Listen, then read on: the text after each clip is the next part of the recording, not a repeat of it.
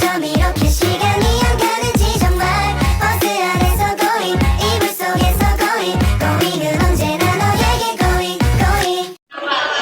Assalamualaikum warahmatullahi wabarakatuh. Kami dari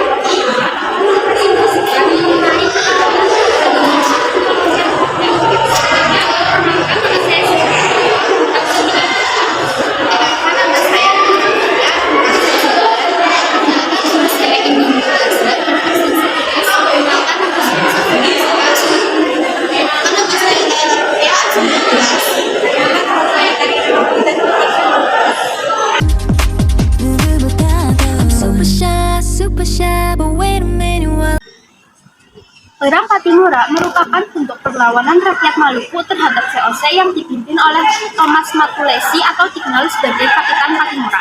Tokoh lain yang terlibat dalam perang ini diantaranya ada Christina Martatiahahu, Thomas Patiwail, Philip Latumahina, Anthony Rebok, dan Said Paritah.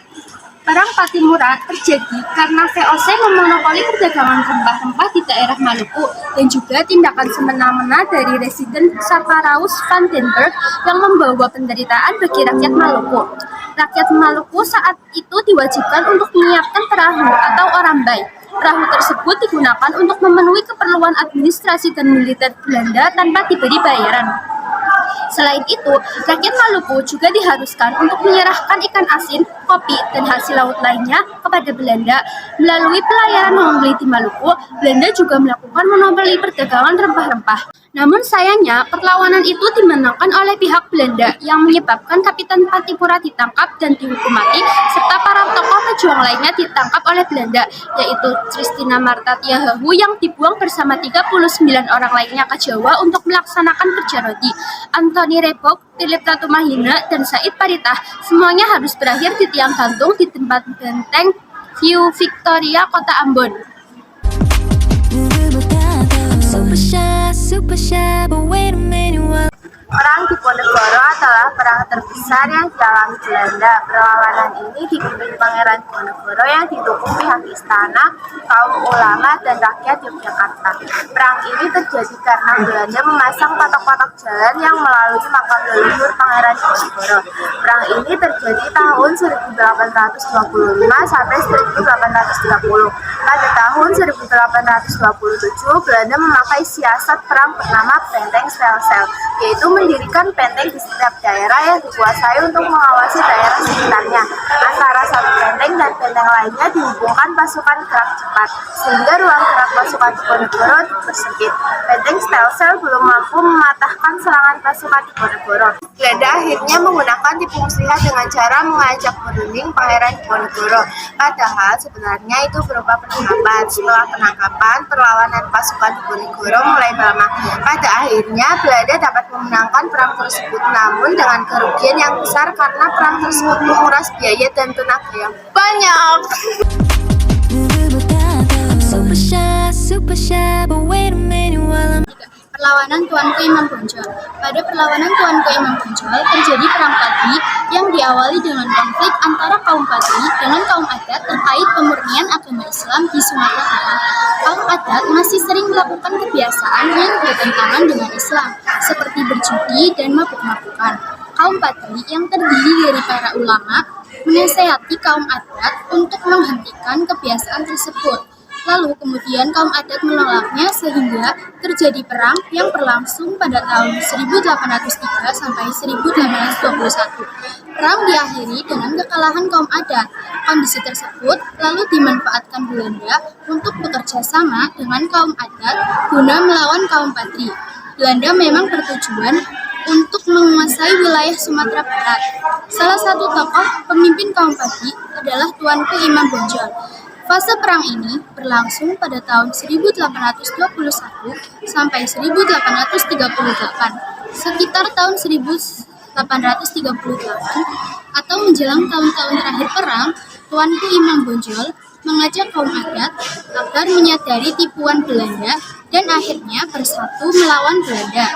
Perang diakhiri dengan kekalahan di pihak kaum Badri dan kaum adat karena militer Belanda yang cukup kuat.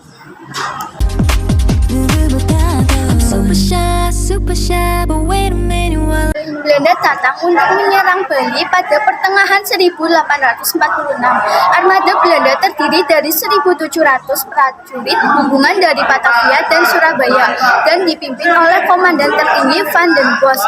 Perang Jagaraga terjadi pada tahun 1448 sampai 1849 di Bali.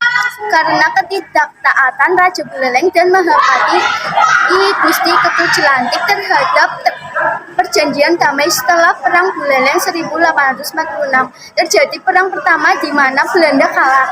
I Gusti Ketujelantik mempersiapkan diri untuk serangan balasan, tetapi Belanda melakukan serangan mendadak dari dua arah.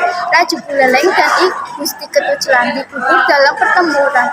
Semua pasukan Jagaraga gugur dan banteng Jagaraga jatuh ke tangan Belanda. Pada April 1849, penguasa Bali Utara.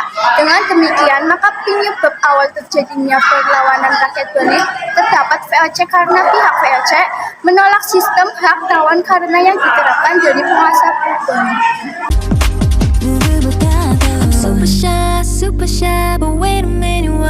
Perlawanan Sisingamangara Raja 12, pemerintah kolonial Belanda mampu menguasai wilayah Sumatera pada pertengahan abad ke-19, kecuali daerah Aceh dan Tanah Batak.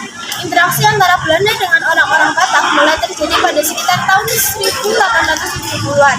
Pada masa tersebut, kaum misionaris atau pendakwah Kristen banyak melakukan upaya penyebaran agama Kristen di wilayah Batak atau Tapanuli.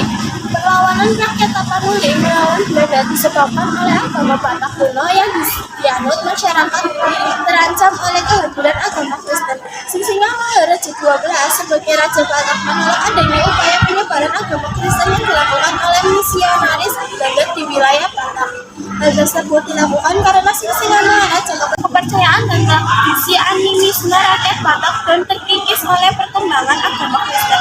Upaya penolakan Kristinasi di Batak dilakukan Sisingamangara dengan cara mengusir gending atau organisasi penyebaran agama Kristen yang memaksakan agama Kristen pada rakyat Batak pada 1877. Pada tahun 1878, pasukan Belanda di Praja atau pedalaman Sumatera Utara bergabung dengan kaum misionaris Belanda. Kedatangan tentara Belanda di wilayah Batak telah memprovokasi Sisingamangara sehingga ia mengumumkan perang pada 16 Februari 1878 dengan melakukan penyerangan ke pos Belanda di Bahul Batu. Pasukan Sisingamangara bergabung dengan Aceh pada Desember 1878 untuk melakukan perlawanan terhadap Belanda. Perang Batak antara pasukan Sisingamangara dan Belanda berjalan seimbang selama tahun-tahun 1880-an.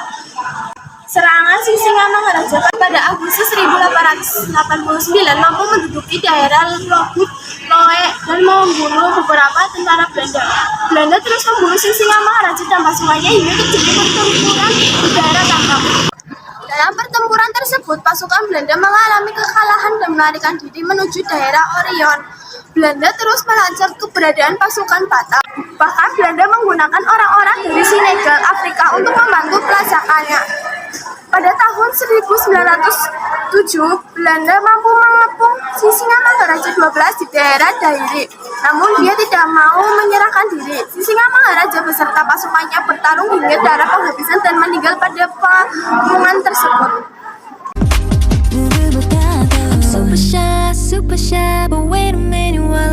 Perang Aceh dilatar belakangi Traktat Sumatera pada tahun 1871 yang menyebutkan bahwa Belanda bebas meluaskan wilayah di Sumatera termasuk Aceh. Hal ini ditentang Tengku Ciktiro, Cutmutia, Tengku Umar, Cutnyadien, dan Panglima Polim. Belanda mendapatkan perlawanan sengit dari rakyat Aceh. Rakyat Aceh berperan dengan jihad, sehingga semangatnya untuk melawan Belanda sangat kuat. Untuk menghadapinya, Belanda mengutus Senok Gurdjieff untuk meneliti budaya dan karakter rakyat Aceh. Ia menyarankan agar pemerintah Belanda mengatur pertahanan Aceh bertubi-tubi, agar mental rakyat semakin terikis, memecah belah rakyat Aceh menjadi beberapa kelompok, dan melemahkan perlawanan Aceh pada tahun 1903. Perang Aceh pun berakhir dan sejumlah tokohnya ditangkap. Masih dari kami, wassalamualaikum warahmatullahi wabarakatuh.